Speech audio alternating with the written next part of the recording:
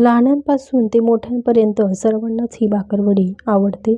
आज ही अशी खुसखुशीत, कुरकुरीत आणि आंबट गोड तिखट सर्वच चवीने समाविष्ट असलेली ही भाकरवडी कशी बनवायची ते आज आपण पाहणार आहोत।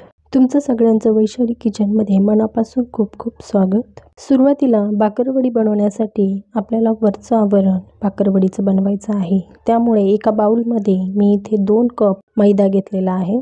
तुम्ही कोणत्याही वाटीने मैद्याचं प्रमाण ठरवू शकता। सुरुवातीला मैदा हा स्वच्छ चाळून घ्यायचा आहे। आता त्यामध्ये 3 टेबलस्पून आपण बेसन पीठ घालणार आहोत की त्यामुळे आपल्याला मस्त भाकरवडीला खमंगपणा येतो।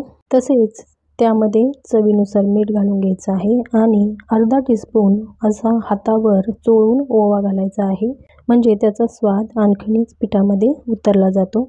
भाकरवडीचं वरील आवरण खुसखुशीत होण्यासाठी या इथे आपण 4 टेबलस्पून गरम करून तेलाचं मोहन घालणार आहोत। सुरुवातीला हे मोहन गरम असतं, लगेच त्यामध्ये हात घालू नका। सुरुवातीला चमच्याच्या साहाय्याने हे पीठ हलवून घ्यायचं आहे की ज्यामुळे तेल थोडंसं थंड होतं आणि त्यानंतर हे पीठ आपल्याला हाताच्या साहाय्याने चोळून घ्यायचं आहे। हे तेल सर्व पिठाच्या कणांना लागलं पाहिजे की ज्यामुळे अशी घट्टमूठ वळल्या जाते की समजून घ्यायचं आपलं तेल हे सर्व पिठाला एकसारख्या प्रमाणात लागलेलं आहे। त्यानंतर जसं लागेल त्या पद्धतीने थोडं थोडं पाणी घालून आपल्याला हे पीठ भिजवून घ्यायचं आहे। पण त्या अगोदर आपल्याला तेल हे सर्व पिठाला एकसारख्या प्रमाणात लागलं पाहिजे की ज्यामुळे आपली भाकरवडी ही अगदी मस्त खुसखुशीत तयार होते। जसं पाणी लागेल त्या पद्धतीने थोडं थोडं पाणी घालून या अशा पद्धतीने आपल्याला गोळा भिजवून घ्यायचा आहे। जसं आपण चपातीला पीठ मळतो त्याच पद्धतीने आपल्याला फक्त थोडंसं घट्टसर पीठ मळायचं आहे आणि थोडंसं तेल लावून आपल्याला हे भिजत ठेवायचं आहे। तोपर्यंत आपण भाकरवडीला जी आंबट गोड तिखट चटणी लावली जाते ती सुरुवातीला बनवणार आहोत। सुरुवातीला मी इथे 1 टेबलस्पून गूळ आणि 1 टेबलस्पून चिंच ही कोमट पाण्यामध्ये भिजत घातलेली होती। कमीत कमी 1 तासभर ही मी भिजवलेली आहे। आता ही भिजवलेली चिंच आणि गूळ छान मिक्स झाल्यानंतर एका चाळणीने आपल्याला एका पॅनमध्ये ही गाळून घ्यायची आहे की ज्यामुळे गुळामध्ये किंवा चिंचचा मोठा भाग जो आहे तो चाळणीमध्ये अशा पद्धतीने गुंतून राहतो। चिंच आणि गूळ अशा पद्धतीने गाळून घेतल्यामुळे ती शिजवताही व्यवस्थित येते आणि दुसरी गोष्ट ज्यावेळेस आपण भाकरवडीला ही चटणी लावतो त्यावेळेस ती अगदी मस्त स्मूथ लागली जाते। आता यामध्ये अर्धा टीस्पून मीठ आणि अर्धा टीस्पून लाल मिरची पावडर घालणार आहोत। हे घातल्यानंतर सुरुवातीला ही चटणीमध्येच मिक्स करून घ्यायची आहे। चमच्याच्या साहाय्याने मिक्स केल्यानंतर त्यानंतर आपल्याला लो मीडियम गॅसवर ही चटणी छान उकळी येईपर्यंत परतून घ्यायची आहे। ज्यावेळेस तिचा रंग बदलतो आणि ती अशी घट्टसर तयार होते त्यावेळी समजून घ्यायचं की आपली ही चिंच गुळाची चटणी तयार आहे। तर ही आपल्याला चटणी थोडा वेळ थंड होण्यासाठी बाजूला ठेवायची आहे। भाकरवडीचा मसाला बनवण्यासाठी सुरुवातीला पॅनमध्ये 1 टीस्पून जिरं, त्यानंतर 1 टेबलस्पून बडीशोप, 1 टेबलस्पून धने, 3 टेबलस्पून तीळ घ्यायचे आहेत। आता हे सर्व कोरडे जिन्नस आपल्याला मंद गॅसवर भाजून काढायचे आहे। त्यांचा खूप डार्क रंगही नाही करायचा, फक्त आपल्याला त्यांच्यामध्ये थोडासा कडकपणा आला की आपल्याला गॅस बंद करायचा आहे। आता या मिश्रणामध्येच आपल्याला 4 टेबलस्पून डेसिकेटेड कोकोनट घालायचं आहे। जर तुमच्याकडे घरामध्ये अवेलेबल नसेल तर तुम्ही आपलं घरातील साधं जे सुकं खोबरं असतं ते सुद्धा किसून सुरुवातीला परतून घेऊन ते सुद्धा जरी भाकरवडीत घातलं तरी चालेल।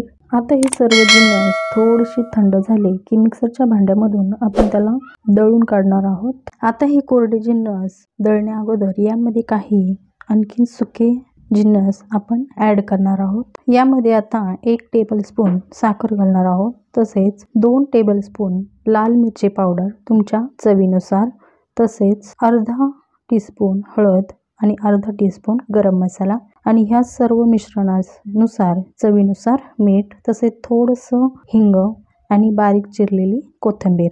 मिरची मिठाचं प्रमाण तुम्ही तुमच्या आवडीनुसार कमी अधिक करू शकता। आता ह्याच मिश्रणामध्ये आपण आणखीन एक पदार्थ समाविष्ट करणार आहोत, तो म्हणजे तळलेली शेव। ही शेव तुम्हाला बाजारातही विकत मिळेल किंवा घरी बनवलेली असेल तरीही चालेल। या शेवमुळे आपला मसाला अगदी खुसखुशीत तयार होतो आणि चवही त्याची अप्रतिम लागते।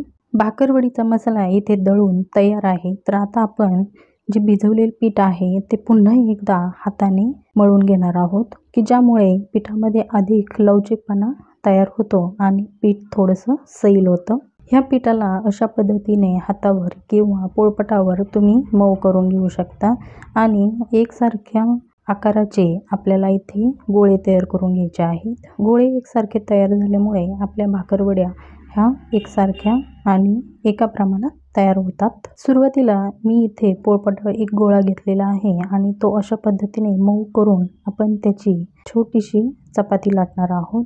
चपाती आपली पातळ असते, पण ही आपल्याला थोडीशी जाडसर लाटायची आहे, की ज्यामुळे भाकरवडीला खुसखुशीतपणा तर येतोच, शिवाय भाकरवडीचा रोलही आपल्याला व्यवस्थित तयार करता येतो। तर अशा पद्धतीने जशी चपाती आपण लाटतो त्याच पद्धतीने आपल्याला ही पोळी लाटून घ्यायची आहे आणि याची जर जाडी पाहताल तर चपातीपेक्षा थोडीशी आपल्याला जाड ठेवायची आहे। ही जी भाकरवडी आपल्याला बनवायची आहे ती चौकोन असलेल्या आकारामध्ये आपल्याला भाकरवडी तयार करायची आहे। त्यामुळे या चपातीच्या कडेच्या बाजू आपल्याला चाकूच्या साहाय्याने कट करायच्या आहे आणि याला आपल्याला चौकोनी शेप द्यायचा आहे। ज्यावेळेस सारण भरून आपण रोल बनवतो त्यावेळेस आपल्याला हा रोल बनवायला अगदी सोपं होतं आणि भाकरवडीलाही आकार छान येतो। पुन्हा एकदा याला आपण थोडंसं लाटून घेणार आहोत। जर कुठे जाड भाग असेल तर तो लाटण्याच्या साहाय्याने पातळ करायचा आहे।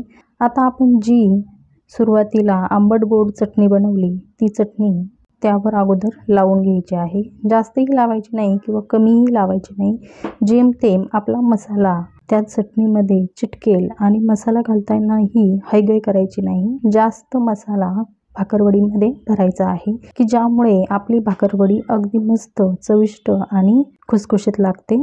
पोळीला मसाला लावल्यानंतर पुन्हा एकदा तो लाटण्याच्या साहाय्याने लाटून घ्यायचा आहे, म्हणजे तो आपल्या चिंच गुळाच्या चटणीमध्ये अगदी मस्त परफेक्ट चिटकला जातो आणि त्या पोळीच्या कडेने अशा पद्धतीने पाणी लावून घ्यायचं आहे। पाण्यामुळे भाकरवडी ही मस्त घट्ट चिटकली जाते आणि तेलात गेल्यानंतर ती अजिबात सुटत नाही आणि त्यामधील मसालाही तेलामध्ये पसरत नाही।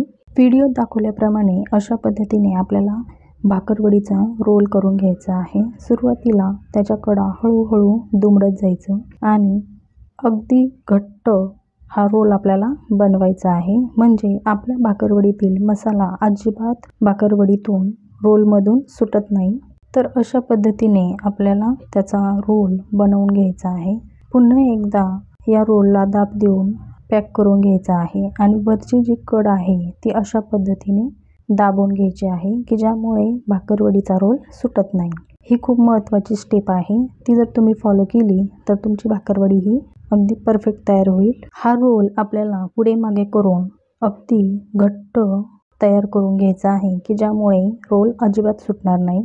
आता सुरुवातीला या रोलचा पुढचा आणि मागचा भाग आपण कट करून घेणार आहोत। पुढील आणि मागील भागामध्ये मसाला नसल्यामुळे हा रोल अगदी पोकळ आहे, तो आपण काढून घेणार आहोत आणि त्यानंतरच त्याच्या छोट्या छोट्या अशा वड्या पाडून घेणार आहोत। भाकरवडीचे काप करत असताना 1-1 किंवा 1.5 इंचावरच आपल्याला काप करायचे आहे।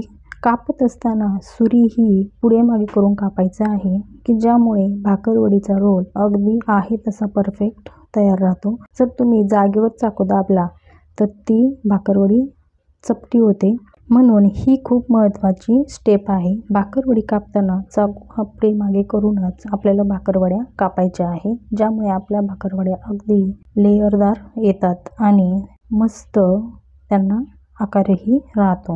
भाकरवडी कापून झाल्यानंतर बोटाच्या साहाय्याने अशा पद्धतीने त्यावर दाब देऊन ह्या अशा दाबून घ्यायच्या आहेत, म्हणजे भाकरवडीमधील जो मसाला आहे तो थोडासा दाबला जातो आणि तो बाहेर येत नाही। अशा प्रकारे आपल्या सर्व भाकरवड्या इथे तयार झालेल्या आहेत आणि अशाच पद्धतीने आपल्याला त्या बनवून घ्यायच्या आहे। तुम्ही सर्व एका वेळीही बनवून ठेवल्या तरी काहीच हरकत नाही, कारण भाकरवड्या कापल्यानंतर कमीत कमी 10-15 मिनिटानंतर आपल्याला त्या तळायला घ्यायच्या आहेत। केलेल्या भाकरवड्या आपण साईडला ठेवू आणि गॅसवर कढईमध्ये तेल तापायला ठेवू। आता एक गोळा तेलामध्ये टाकल्यानंतर तुमच्या लक्षात येईल की लगेच तो तरंगून वर येतो। आपल्याला लो टू मीडियम या फ्लेमवरच भाकरवड्या तळून घ्यायच्या आहेत। तर अशा पद्धतीने एक एक करून आपल्याला भाकरवडी सोडायची आहे। जर तुम्हाला हाताला चटका बसत असेल तर झाऱ्यामध्ये भाकरवडी घेऊन सुद्धा तुम्ही भाकरवडी तेलामध्ये सोडू शकता। तर आपल्याला कमीत कमी 7 ते 8 मिनिटं भाकरवडी तळायला लागते। सुरुवातीचा गॅस हा लो टू मीडियम ठेवायचा आणि थोडीशी भाकरवडीचा रंग बदलला की लगेच आपल्याला हाय फ्लेमवर भाकरवडीला रंग येण्यासाठी आपल्याला गॅस मोठा करायचा आहे। इथे आपल्या सर्व भाकरवड्या तळून झालेल्या आहेत आणि रंगसुद्धा त्यांना मस्त आलेला आहे। दुसरी गोष्ट म्हणजे त्या अगदी खुसखुशीतही तयार झालेल्या आहे। जर तुम्ही ही भाकरवडी पाहताल तर तिचा आकारसुद्धा अगदी मस्त आलेला आहे आणि आतपर्यंत हा मसाला भरले गेलेला आहे। शिवाय ही भाकरवडी अगदी खुसखुशीतही तयार झालेली आहे। बनवायला अगदी सोपी आहे आणि चवीलाही अप्रतिम अशी ही भाकरवडी लागते। अशा पद्धतीची भाकरवडी तुम्ही 2-3 महिन्यासाठी हवाबंद बरणीत किंवा पिशवीमध्ये स्टोअरसुद्धा करून ठेवू शकता। आजचा हा व्हिडिओ तुम्हाला कसा वाटला, भाकरवडी कशी वाटली, या टिप्स कशा वाटल्या नक्की कमेंट करून सांगा। व्हिडिओ आवडला असेल तर चॅनलला नक्की सबस्क्राईब करा। पुन्हा भेटूया अशी छानशी रेसिपी घेऊन, तोपर्यंत धन्यवाद।